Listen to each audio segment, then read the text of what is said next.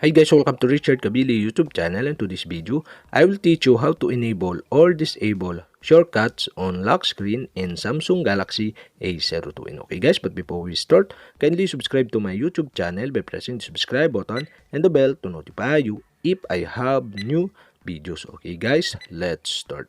So okay guys, we can see the shortcut on lock screen, by pressing the power button and press again. And okay guys, the shortcuts on lock screen is enable. And okay guys, to disable this, you'll have to do is go to setting in your Samsung Galaxy A02. In settings, scroll down and find the lock screen. Okay, tap this. In lock screen, you can see the shortcuts, and the shortcut is enable.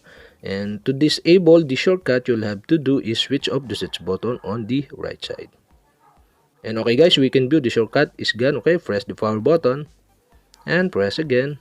Then okay guys, we have successfully disabled the shortcut on lock screen.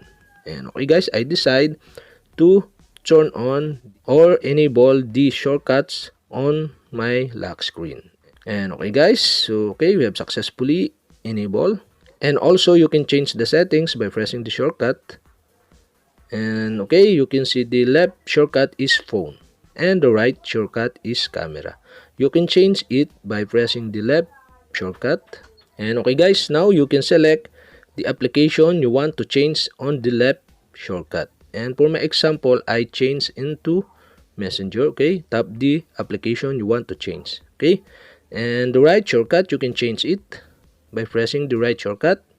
And now you can select the application you want. Okay, for my example, I change into Facebook. Okay, Facebook application. Okay, tap the application you want to change, and that's it. We have successfully changed the shortcut on your lock screen.